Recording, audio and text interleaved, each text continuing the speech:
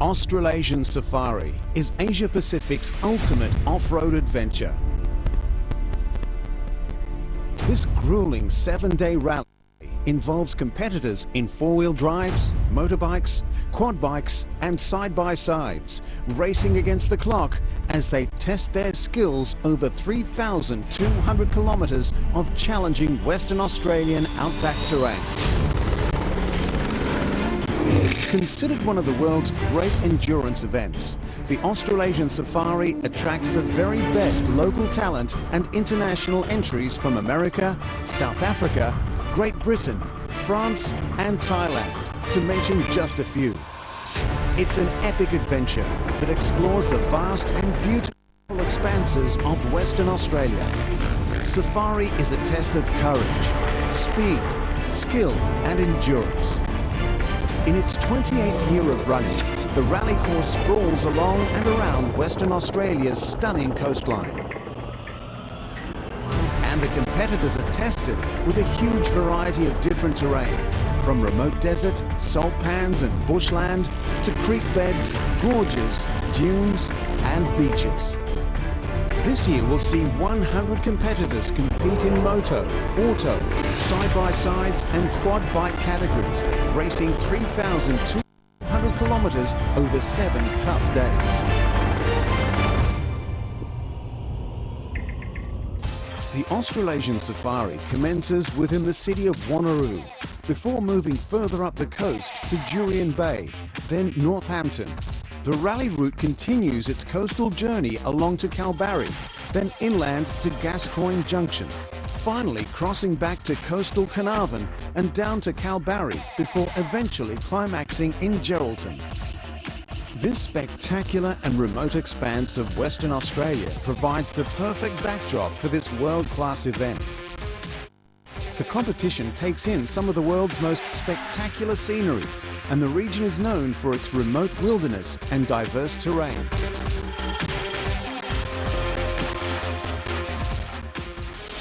The Moto division is headed by defending champion Jake Smith and his brother Todd, also a champion here 2 years ago. This is my 7th one in a row, so I guess the #1 plate brings me back. I enjoyed it. It's one of the favourite races for the year, so you know, I want to come back and do what I did last year and hopefully get another win. Shane Diener, Rod Faggoter and Matt Fish round out a strong local challenge, while former World Rally Championship driver Alistair McRae joins the race, swapping 4 wheels for 2. So why the change? Just a few beers in the pub one night and I thought it was a good idea. No, I mean, we're not competing this year, so you know, for me it's just a case of, you know, try something different. I enjoy bikes. I've always played around in bikes, but it's the first proper competition of bike for a long time, and I think Safari's going to be a tough one. Yeah, I mean, I do want to come last, that's for sure, but it's a long event and it's the first time with the navigation, doing it myself. The co-driver's not telling me where to go, so it'll be a bit of a learning curve for the first couple of days, I would think. I think it's cool, you know, that he's supporting the event, and you know, he's got a high profile, been World Rally, you know, for a lot of years. So you know, I've watched him drive cars on TV and all that kind of thing. So you know, it's cool to get those kind of guys here and that they support it and that they like riding motorbike. I've done a bit of riding, but I reckon standing here just now probably not enough. I just want to do it, see how I enjoy it. I'm sure I will. I think that the riding part, I really enjoy riding a bike. So, and the challenge of that, plus navigation and the distance. Get to see a bit of Western Australia you haven't seen, so we'll see what happens.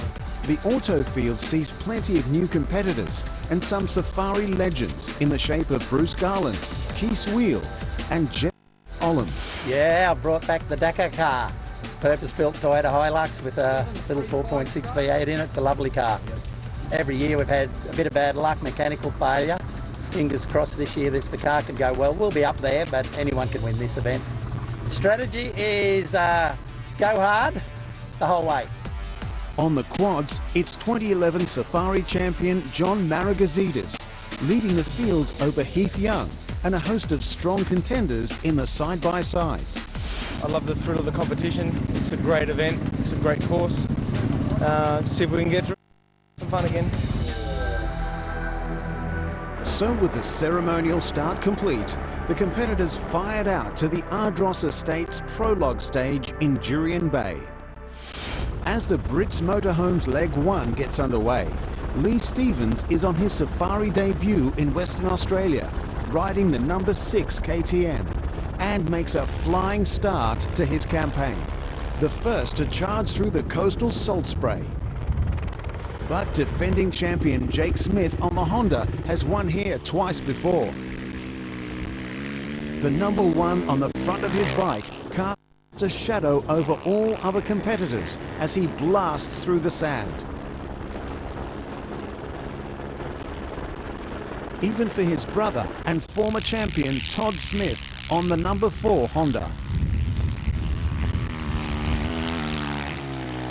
Rod Faggoter on the Yamaha has been close to taking victory in past years and will be hoping to step up a gear, as will his teammate and safari regular Shane Diener. Matt Fisher's experience means he too will be close to the action on his KTM.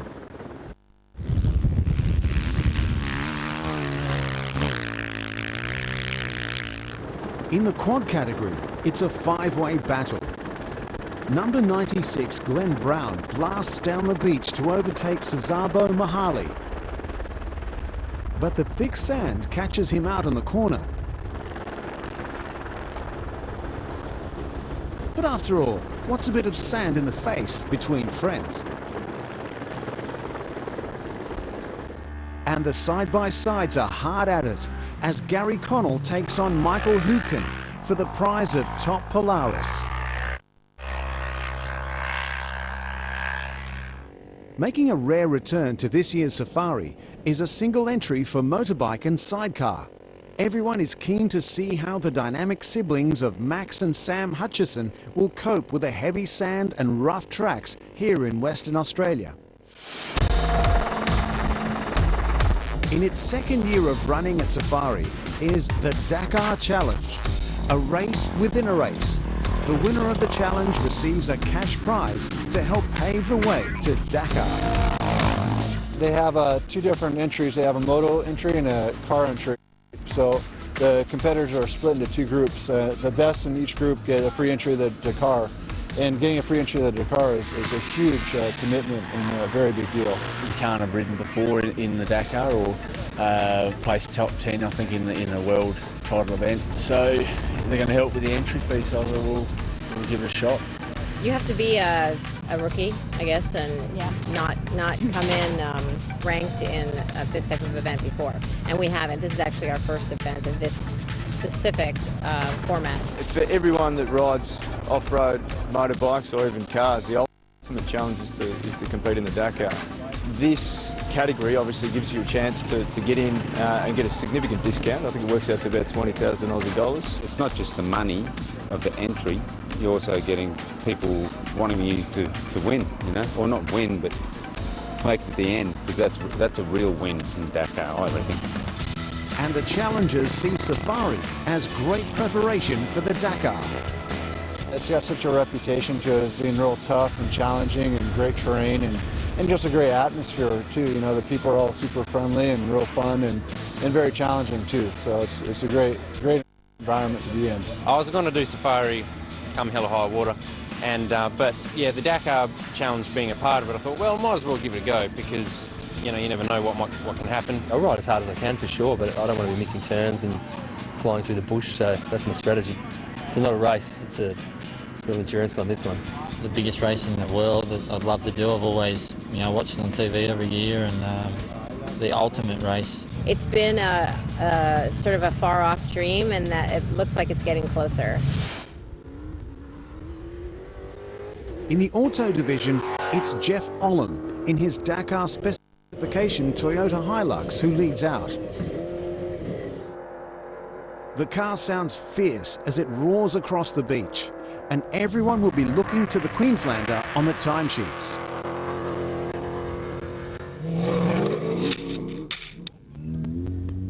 Another very different Toyota is the Hilux of David McShane. Despite some differences between the vehicles, there is sure to be a battle between Olam and McShane. The GTS Desert Racing team have no windscreen in their car, so the pair really get great exposure to the Western Australian bush. Keith's wheel returns to Safari, having won the division last year with his PWR Holden Colorado. Keith was the navigator last time around, so how will he cope being back in the driving seat? It's been a pretty challenging track today, but yeah, I think it'll go better tomorrow. I think we just got our rhythm late today and what have you, so it's just a matter of finding a mark really. And anyway, I think we picked up 4 or 5 spots today, which is not too bad for the first day, and a long way to go. There's a real depth of talent in the field, with Rob Herridge in the Subaru, the Nissan Patrol of Des Harrington, and Andrew Travis in the Isuzu Vehicross. Not to mention former Safari winner Bruce Garland in his Isuzu D-Max. And the terrific Thai duo of Vorapot Bunchalaya and Chupong Chai Wan, also in an Isuzu. Back in the Moto division, Bike 73 is David Tranter. And the Queenslander found the going tough early on. Proof that it's just as much a competition against the scenery as it is the clock or other riders. At the front, defending champion Jake Smith has been laying down some great times. Started second stage and Todd made a mistake early and I caught him and passed him, and then caught Lee and passed him, and then rode really well. I was feeling comfortable and pulled some time on the guys. So and then went into the third stage and made it 51.5 k's in and engine failure. So super disappointing, and that's always the way when you feel good and you're doing well and something goes wrong. But that's the nature of motorsport, I guess. It's weird how it works. It's too many people said to us this week, have you tossed the coin yet to see who's going to win? So I mean, that's just the way it goes, and sometimes you get lucky, sometimes you don't. Hopefully we'll get it going, and I'll support Todd all the way, and anything he needs, I'll be there, right there for him. So Jake's bike troubles land him a 16-hour time penalty. He's able to continue in the race, although the win is now all but impossible. Rod Faggoter leads with Todd Smith tight behind. Yeah, it's a good way to start the event, I suppose. We had a ripper last stage, sort of suited me more, a bit more open, a bit faster. So we get the lead out tomorrow and see what we can do with it. David McShane takes first blood in the autos, but it's early days here in Western Australia. I sort of thought we would go all right. Yeah. I knew how good the car was, and we'd sort of had a bit of a look at the event last year, and we know sort of what's needed to do well. I think we just need to learn now what's needed to get to the end of the 7 days. And in the quads, Heath Young is the early pace setter, with Michael Hooken topping the side-by-sides. You've just got to be consistent, and with that comes hopefully some good results. But today for us it was, so we've had a good day.